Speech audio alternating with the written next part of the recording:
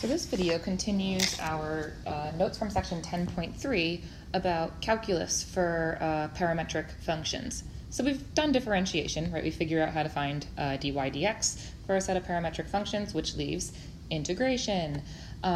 Pretty much the only context involving integration that you'll be asked to work with is for arc length, all right? So questions that they could ask you might be, all right, if an object follows this trajectory given by a set of parametric equations, what is the total distance that it travels? In other words, what is the length of arc that it has traversed? So that's really the only context you're going to have to think about integration, in relationship to parametric functions. So in order to do arc length in parametric form, we first have to remember what arc length looks like in rectangular form. So as I'm sure you undoubtedly remember, arc length is given by, right, the integral from a to b, whatever that is, and then this whole thing, all right, which was really just derived, right, from the distance formula and Pythagorean theorem. All right, so take a minute, make sure you believe that, remember it, know it, and then we'll start talking about how we sort of mash this into something that works for parametrics. All right, so we're going to play with this a little bit, all right? And actually for right now, an integral is an integral, all right? So for right now, I just want to focus on this thing, all right? So to get this into something that works for a set of parametric equations, all right, I'm just going to play around with that for now, all right? And then we'll come back and we'll throw it back into the integral and put it in the proper context, right? But all that's easy enough, all right? So for now, all right, let's just start with this radical, okay? So 1 plus f prime of x squared, all right? And now, how would you know to do the things that I am about to do? You would not, all right? This is a proof of how we get from arc length in rectangular form to arc length in parametric form. So I would not necessarily expect you to be able to come up with these steps on the fly, all right? I'm just helping you through the derivation, all right? Okay, so f prime.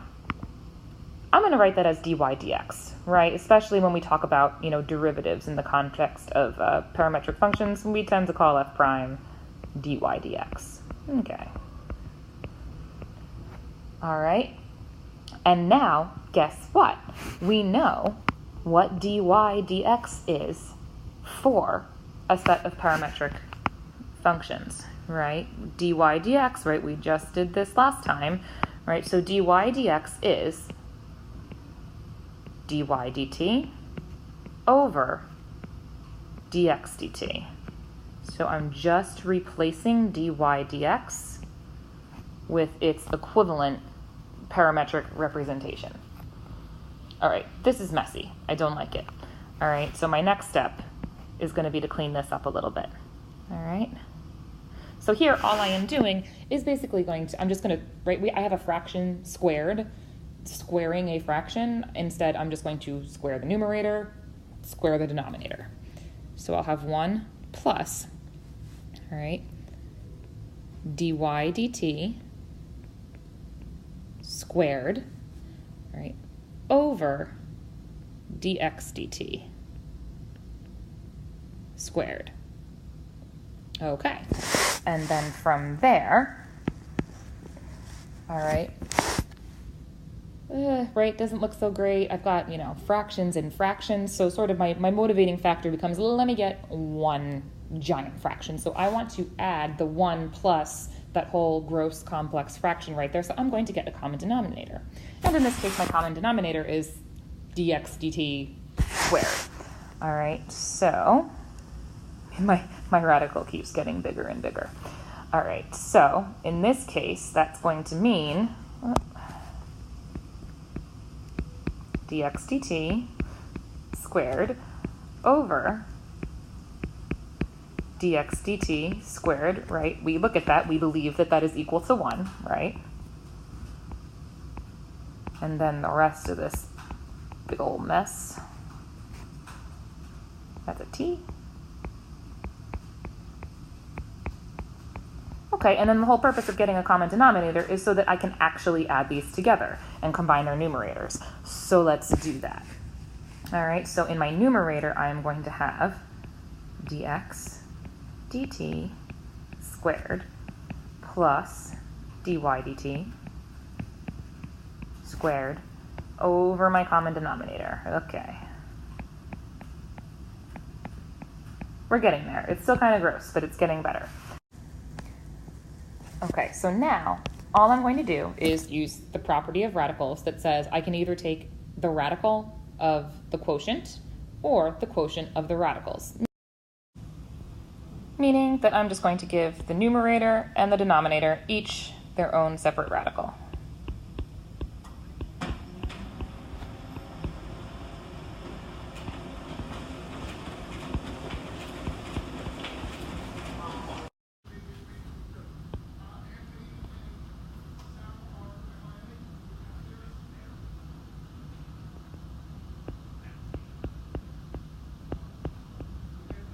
And so now this is helpful because actually the denominator can simplify, right? The square root of dx dt squared is just dx dt. So at least there's that. All right, so nothing with our numerator just yet. In fact, I kind of like it the way it is so far because dx dt and dy dt are things that we can find very easily given a set of parametric equations. All right, so for now, I'm going to leave it like this. All right, and this is a good time to sort of throw this back into our integral. All right, so in this case, our arc length is, all right, it's going to be given by, all right, and now instead of from A to B, I'm going to save that for now.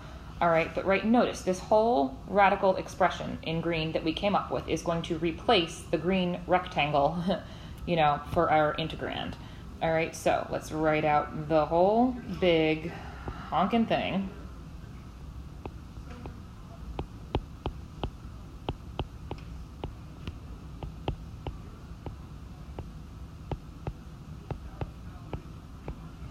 All right, all over dx dt. So by writing that, we have basically accounted for that green rectangle. What has still not been accounted for? Dx. Okay. All right, so we need to put a dx in there, and also we need our limits of integration, right? But ultimately, all right, we are going to hopefully be integrating with respect to time, just like how when we differentiated a set of parametric functions, the derivative dy dx, even though it's dy dx, it was in terms of t. Same thing here. So I just want to make it clear that our limits of integration should be t values.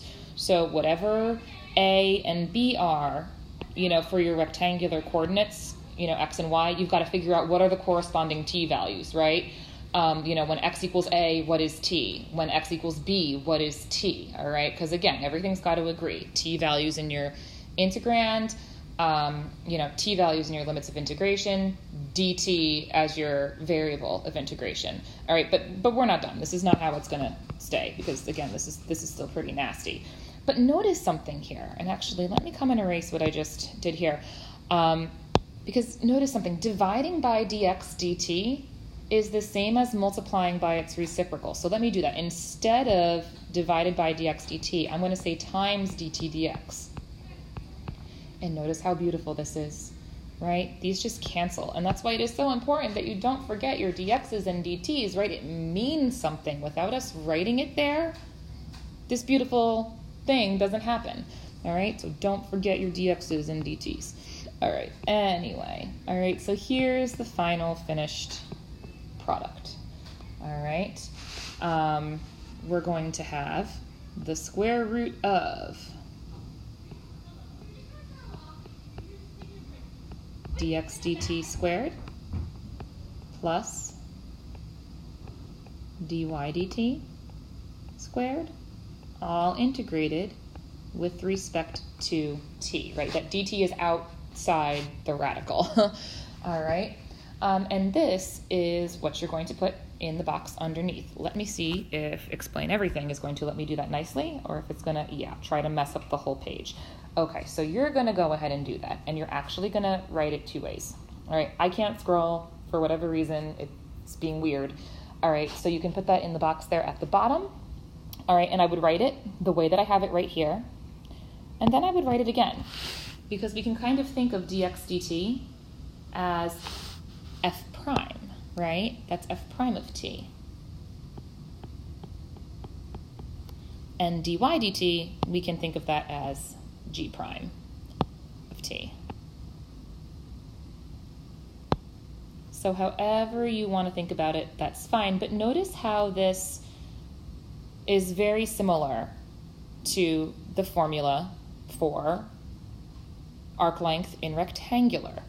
All right, and actually I'm just going to undo what I had because it is easier to see the similarity in structure if I leave it like this. All right, and now will it let me, let's see. All right, well, either way. All right, so basically I want to come up here and look at this, right? So basically in rectangular, or actually you know what the place to look is? Really the place for us to look is here. All right, so check out the parallel in structure between these two final formats and why, it's like, I know it's hard enough. It's like, oh, we already have to memorize this one big, gross thing. Now I have to memorize two, but notice that they're really the same, okay? In rectangular, we have dy dx squared. In parametric, we have dy dt squared. In parametric, we have dx dt squared, right? And then in the rectangular, we have the 1, which you can almost think of, right? This right here is the derivative of y with respect to x. You can almost think of this 1 as like a dx, right? Your other variable differentiated with respect to x, and it ends up being trivial, right? Because that just becomes a 1. So really these are the same format. I would just argue that the rectangular format is a more specific case of the parametric one. All right, so hopefully that helps you when trying to recall these and make some meaning from them. All right, we'll do one quick example, and the good news is we will let your calculator do all the hard work. All right. Okay, so in this problem, we're asked to find the length of the arc of the curve given by this set of parametric equations over a given interval. So this is great. This is beautiful. They've given us just about everything we need. All right, so first I just want to remind myself what I am trying to do. All right, so here's the formula for arc length. All right, and so like f prime, g prime, you could also think of it as x prime of t squared plus y prime of t squared dt. All right, so that tells us a couple things. All right, well, we know already the interval, of integration. They've given it to you in t values, which is very nice of them.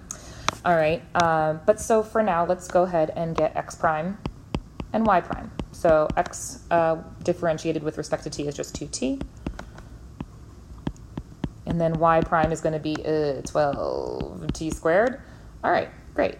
We can go. All right, so our length of arc is going to be from t equals -1 to 0, the square root of x prime squared plus y prime squared dt. All right, I mean, maybe we tidy that up a little bit just to make it easier to plug into your calculator, and I do recommend that you do that. You're less likely to make, silly parentheses mistakes, all right, or waste time trying to find the silly parentheses mistakes. But then at the end of the day, we're going to throw that into our calculator, and if we have done everything correctly, that should work out to be about 4.149. Otherwise, you would be given an integral that you could actually integrate. That's it.